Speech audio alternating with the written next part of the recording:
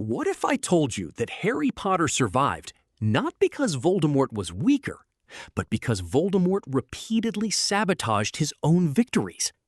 Throughout the series, there were several moments when the Dark Lord was only seconds away from winning forever. Here are the most decisive moments when Voldemort could have defeated Harry Potter. So grab some popcorn and come with Uncle Vermilion. How Voldemort could have defeated baby Harry. When Voldemort arrived at Godric's Hollow, he believed the outcome was already written. A prophecy, a child, and a desperate mother standing in his way. Yet what is often overlooked is that in this moment, arguably the most crucial decision of his entire rise, he had multiple paths to absolute victory, and most of them did not require defying logic or even taking unnecessary risks. One of the simplest alternatives would have been to follow Severus Snape's original request, spare Lily Potter and neutralize her instead. Voldemort could have easily stunned her with a basic stunning spell, or knocked her unconscious. This would have removed the immediate emotional trigger of sacrificial magic, the very phenomenon that ultimately protected Harry.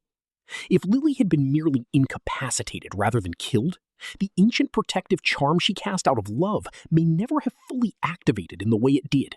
Even more importantly, this choice would have had strategic benefits beyond the prophecy. By honoring Snape's request, Voldemort would have strengthened Snape's loyalty at a critical moment. Snape was already a deeply valuable asset within Hogwarts and the Order of the Phoenix's sphere of influence.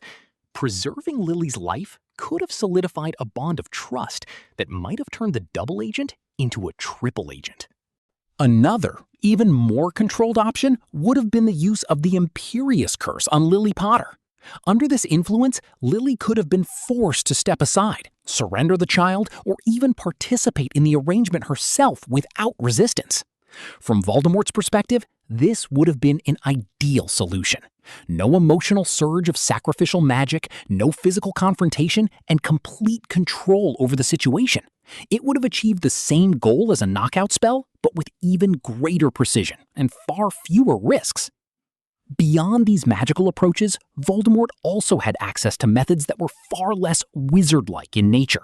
He could have simply taken Harry without confrontation, relying on stealth, speed, or even non-magical means to remove the child from the house before any protective magic was triggered. Voldemort's obsession with dominance through magic often blinded him to the effectiveness of simpler solutions, approaches that required no dramatic spellcasting at all. Finally, and perhaps most critically, Voldemort could have paused for a moment of observation. If he had taken even a brief second to interact with Harry directly, he might have noticed the unusual magical resistance surrounding the child. That investigation could have led him to understand the nature of Lily's protection before acting rashly. Instead of rushing to eliminate a perceived threat, he could have analyzed it, adapted, and ensured that no accidental sacrifice or unexpected magical rebound would occur. In the end, Voldemort's failure was not a lack of power. It was a lack of consideration. He had overwhelming force, multiple strategic options, and the advantage of surprise. Yet by choosing the most direct and emotionally charged path, he unknowingly created the very legend that would later destroy him. The perfect moment Voldemort never used, the chamber before the cat was petrified. The Chamber of Secrets incident is often remembered as a chain of escalating events. The first attack, the petrifications, the discovery of the diary, and finally Harry Potter's descent into the hidden chamber itself. But strategically speaking, Voldemort's greatest mistake was not what he did inside the chamber. It was what he failed to do before the entire situation even became known to Hogwarts. The true optimal window of action occurred before Mrs. Norris was petrified, before any public sign of the chamber's reopening, before panic spread through the castle, and before Dumbledore had any reason to strengthen defenses or begin structured investigation. At that moment, Harry Potter was not part of a crisis. He was simply a student moving through Hogwarts unaware that a dormant horror was about to be unleashed. There were no warnings, no defensive countermeasures focused on the chamber itself, and no anticipation that the basilisk would become an active threat.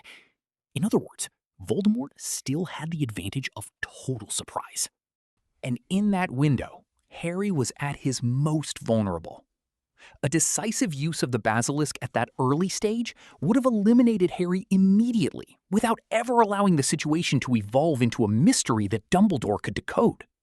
The creature could have been deployed with precision, guided through hidden passages, or controlled through the diary's influence, ensuring that Harry encountered it in a controlled environment, or even indirectly through reflection-based positioning, guaranteeing instant fatality without resistance.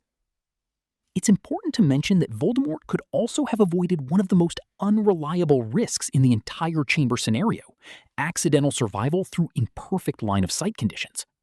In the actual sequence of events, factors like reflections, environmental obstructions, or even the presence of Harry's glasses could have turned what should be instantaneous death into something less absolute, such as petrification.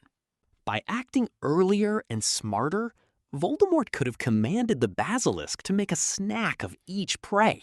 I know he wanted to send a message and all, but that ego was his weak point after all, and good old Tom would be wise to get rid of such weaknesses. And especially with Harry, that represented such a threat, preventing the enormous venomous snake from taking a bite was very condescending and naive for a dark wizard. In that optimized scenario, the basilisk would not need to navigate the chaos of an unfolding investigation or unpredictable movement through Hogwarts corridors. There would be no risk of the perfect kill condition being unintentionally downgraded into a survivable outcome. The strike would be deliberate, controlled, and irreversible. There is also a further strategic layer to this timing. The basilisk could still be used beyond Harry's elimination as a cleanup instrument. Any witnesses or incidental targets in proximity could be removed with surgical efficiency, effectively erasing traces of the operation. In that sense, the creature becomes not just a weapon against the chosen target, but also a method of ensuring operational silence. Even the narrative footprint of the attack could be minimized, preventing Hogwarts from identifying a clear pattern or source. With Harry eliminated before the chamber incident becomes public, Voldemort would also preserve the integrity of his secondary objective, the resurrection plan involving Ginny Weasley's life force. Without Harry's interference, there would be no disruption in the chamber's controlled environment, allowing the ritual sequence to proceed with far fewer risks and a higher probability of uninterrupted completion. In this version of events, Voldemort gains something he rarely achieves in his broader history: total informational dominance. Dumbledore loses the opportunity to interpret events as a coherent threat pattern. Harry never becomes a symbol of resistance within the chamber, and the basilisk remains an unseen instrument of execution rather than a narrative turning point. And even in the original chain of events, I must point out, why the hell did Voldemort not help the basilisk during the fight? He saw that the beast was struggling, especially after Fawkes blinded it. So if Voldemort managed to cast the Imperious Curse on Ginny, he could have casted spells on Harry too, making it improbable to think a 12-year-old wizard would resist both the basilisk and Voldemort. Ultimately, the Chamber of Secrets did not fail due to lack of power or even lack of foresight in a broad sense. It failed because Voldemort allowed complexity to enter a situation that initially required none.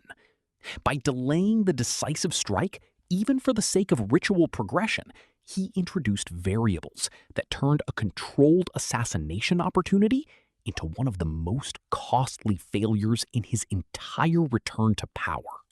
When Voldemort turned certain victory into happy hour shame. The little Hangleton graveyard was, in purely tactical terms, already over. Harry Potter was alone, restrained, disarmed, and physically locked in place like an exhibition piece.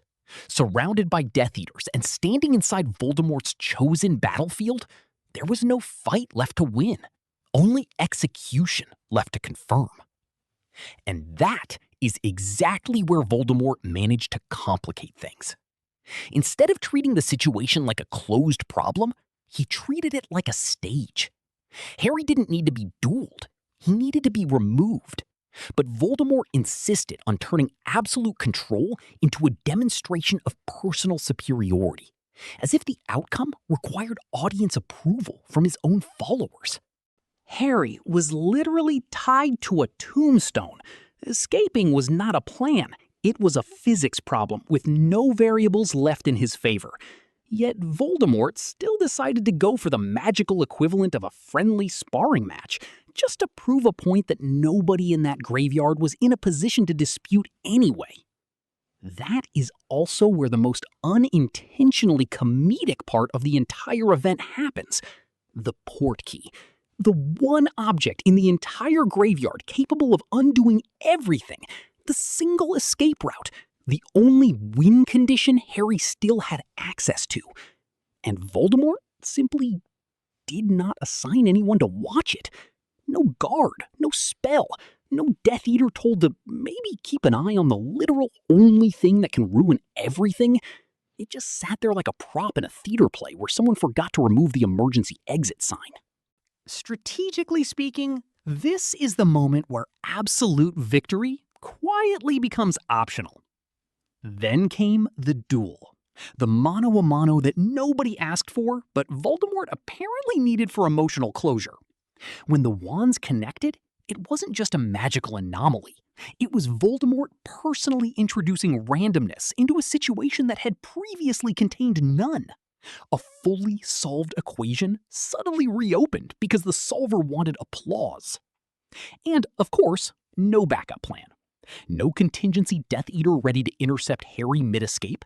Just confidence, ceremony, and a graveyard full of witnesses watching the Dark Lord accidentally leave the door open in his own execution scene. The Death Eaters probably had plenty to laugh about during happy hour, besides their boss's missing nose. It must be frustrating to be a dark wizard when your leader loses first to a newborn baby, and then later to a teenager who was literally trapped inside a statue. If Voldemort had been as ruthless and relentless toward his archenemy as he was toward his own followers, we probably wouldn't have had many movies to watch. In a way, his incompetence was crucial to allowing us to experience such a legendary saga.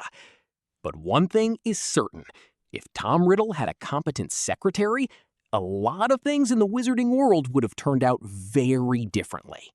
And that wraps up our list of moments when Voldemort was only a few good decisions away from winning the entire war. For someone obsessed with immortality, it's honestly impressive how many times he managed to sabotage himself. Whether it was sparing Lily, delaying Harry's death in the Chamber of Secrets, or turning a guaranteed execution in a graveyard into a duel for the entertainment of his followers, the Dark Lord had a remarkable talent for creating his own problems. But what do you think? Which of these mistakes was the most ridiculous? And are there any other moments where Voldemort practically handed victory back to Harry? Let me know in the comments, and I'll see you in the next video.